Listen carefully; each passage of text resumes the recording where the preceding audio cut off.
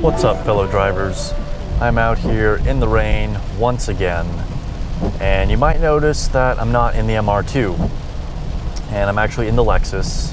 And if you've been watching my videos recently, you'll know that the MR2 is down right now because of the wheel. And if you don't know what I'm talking about right now, just go back and watch the video that has the car on the back of a flatbed in the thumbnail, and it's in the playlist of all the random things, not the vlog playlist. Anyway, so yeah, I'm out here in the Lexus on my way to get some boba, because I had a boba craving.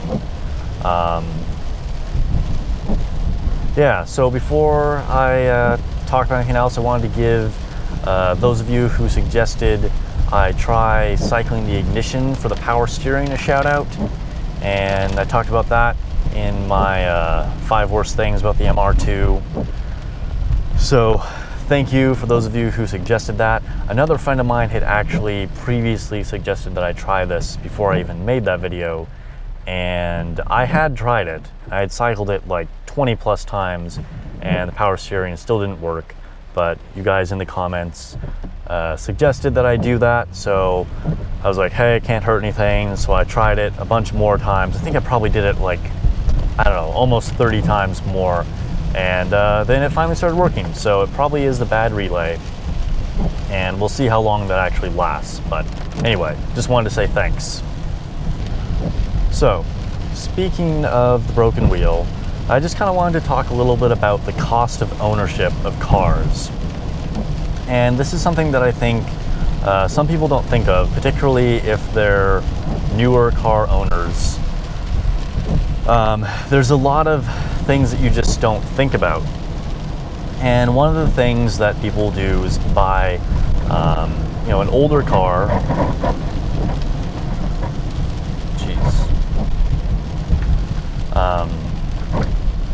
One of the ways you can kind of save money is to buy an older car, such as the MR2 or any other older car. I'm not picking on the MR2. But with older cars, you can end up kind of having a higher cost of ownership than you might expect just because of repairs. If you buy a new, more expensive car, for instance, like a Porsche Cayman or something like that, then your cost of ownership can be a lot higher,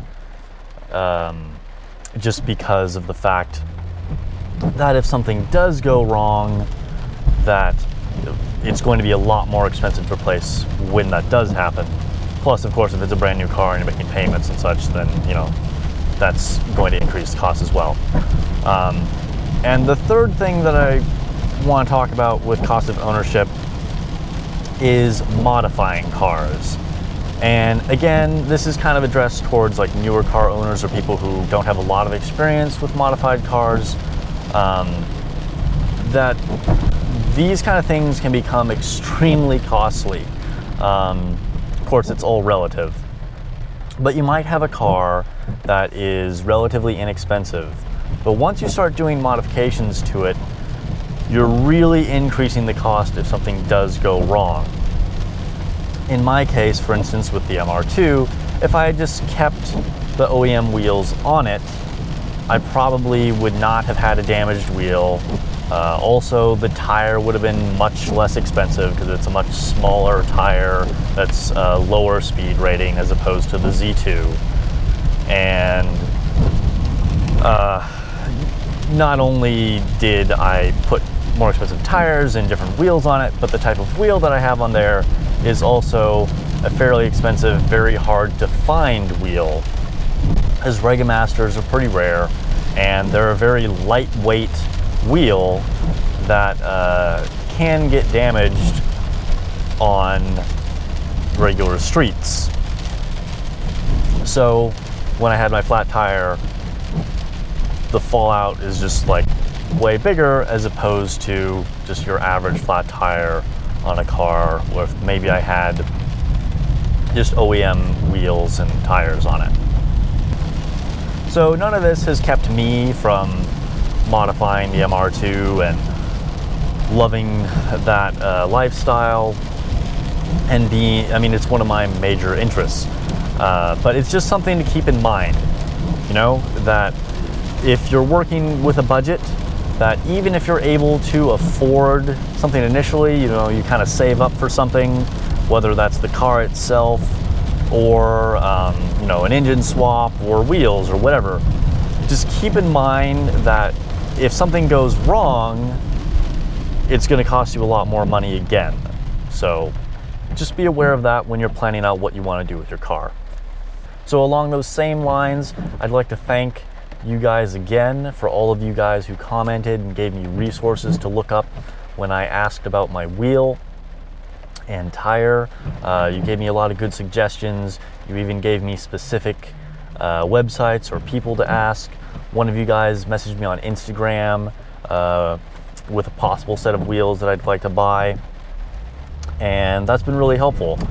By the way, if you're not following me on Instagram, it's the same name as my channel here on YouTube. It's snow_white_MR2. And it looks like I'm getting really close to, oh man, I almost passed it. So I haven't been here, I don't know, quite a while. I used to come here regularly, but it's been a while since I've actually made it out here.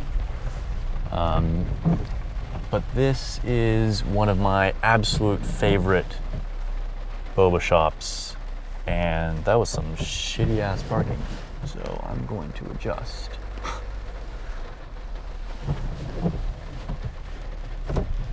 Anyway, yeah, this is definitely one of my favorite places. It's called Flavorful. Spelled kind of weird. I'm actually looking at the sign right now. It's Flavorful. So definitely check them out. The owner and all the staff is super friendly. They're really cool. And as kind of a fun little anecdote, apparently the MR2 was actually the car that the owner always wanted. And when she saw me drive up, she actually ran out to come check out my MR2 when I first came here. So that was pretty cool. Anyway, I'm gonna run in there, get my tea. See you in a second.